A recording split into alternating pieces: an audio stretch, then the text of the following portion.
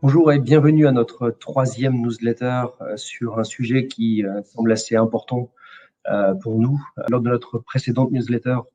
nous nous inquiétions d'un ralentissement de la croissance mondiale et son incidence sur les politiques monétaires, notamment de la Réserve fédérale américaine. Les chiffres qui ont été depuis publiés tendent à confirmer que le pic de croissance est derrière nous, à l'image des États-Unis, dont le PIB pour le second trimestre est finalement ressorti à 6,6% contre 8,5% initialement attendu. Et c'est d'autant plus inquiétant que les chiffres d'activité non manufacturiers de la seconde puissance économique mondiale sont ressortis en ralentissement alors que la Banque centrale chinoise a repris un programme monétaire accommodant. Si on regarde ce graphique des PMI depuis le mois de novembre 2019,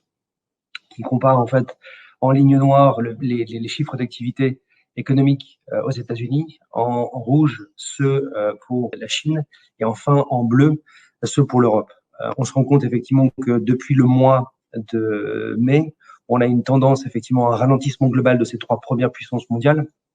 et notamment aux États-Unis où le ralentissement est beaucoup plus marqué puisqu'on est passé à des niveaux d'activité très importants à des niveaux d'activité qui deviennent un peu plus dans la moyenne et qui pourraient avoir des incidences sur nos développements à venir au niveau mondial. De l'autre côté, les chiffres d'inflation continuent de sortir à des niveaux très élevés. La dernière publication de l'Eurozone est à 3% en glissement annuel pour le mois d'août, alors que les États-Unis affichent une inflation de plus de 5% au cours des 3 derniers mois, ce qui devrait pousser la Fed à réviser à la hausse ses prévisions d'inflation pour l'année 2020 et surtout indiquer que l'inflation n'est pas aussi transitoire qu'attendue. En effet, les goulots d'étranglement existent toujours et la conséquence immédiate est que les prix à la production aux États-Unis accélèrent très rapidement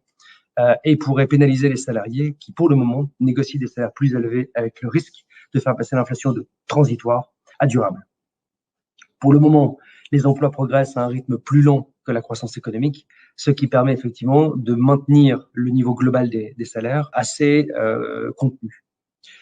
L'inflation et le ralentissement économique, à un moment où le gros des stimulus vont arriver à leurs échéances aux États-Unis, fait planer de nouveau le spectre de la stagflation, qui est le sujet, en fait, selon nous, un peu important dans le contexte. La stagflation est un environnement de faible croissance, voire de récession, et une haute inflation. Les politiques monétaires et fiscales qui ont été déployées depuis mars 2020 ont participé à cet excès de liquidité, qui ont profité à la croissance économique, mais aussi aux actifs financiers. Les 16 000 milliards de dollars qui ont été injectés, soit pratiquement 16% du PIB mondial, ont permis au S&P 500, par exemple, de grimper de plus de 100% depuis ses creux de 2020. Si on regarde sur ce graphique la performance des trois principaux indices des pays, des principaux pays au monde, on a en ligne noire le S&P 500, donc l'indice principal américain. Sur la ligne bleue, celui du FTSE A50, qui est donc l'indice chinois. Et enfin, en ligne rouge, l'Eurostoxx 50, donc celui qui représente les marchés de l'eurozone. On voit très clairement que les États-Unis ont connu une forte surperformance, avec en corollaire effectivement le marché européen, mais que depuis le mois de février, le marché chinois pâtit d'un certain nombre de problématiques, notamment politiques, sur le secteur de la technologie, puisqu'il y a effectivement en ce moment la volonté de pouvoir régler ou tout au moins donner un cadre juridique autour de ce secteur. Si effectivement l'économie réelle mondiale n'est pas revenue à ses niveaux pré-pandémiques, le risque est que face à une inflation non maîtrisée, les banquiers centraux n'aient d'autre choix que de couper drastiquement les programmes de rachat d'obligations qui ont soutenu les économies, au risque de réduire la liquidité sur les marchés et occasionner une brutale chute de la valeur des actifs financiers. Lorsqu'on s'en penche sur la courbe des taux d'intérêt américains à 10 ans, avec un taux à 1,3%, outre la complaisance liée aux 120 milliards de dollars d'achat par la Fed chaque mois, cela signifie aussi que les traders obligataires anticipent un risque de récession et privilégient des actifs sans risque.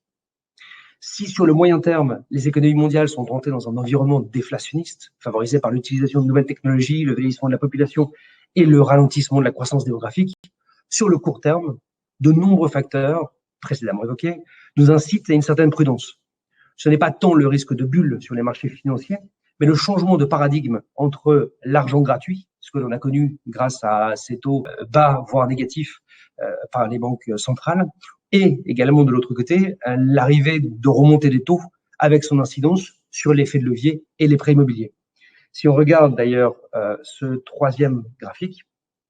donc celui-ci présente l'effet de levier qui était mesuré aux États-Unis depuis 1999. On se rend compte qu'on est aujourd'hui sur des niveaux qui n'ont jamais été aussi élevés, malgré les éclatements de la bulle de 2008 et celle de 2000-2001. Donc, on peut effectivement rester assez prudent sur l'évolution que cela peut avoir, puisqu'effectivement, dès lors que les taux vont monter, il est très probable qu'un certain nombre de participants sur les marchés vont réduire leur effet de levier et prendre des profits, surtout quand on voit effectivement les performances qu'ont pu connaître certains marchés. C'est tout pour notre présentation sur la stagflation pour aujourd'hui. Nous sommes évidemment disponibles pour présenter quelques idées d'investissement en corrélation avec ce thème de la stagflation ou avec d'autres thèmes qui pourraient être envisagés également pour les prochains trimestres. Excellente journée et merci de nous avoir regardés.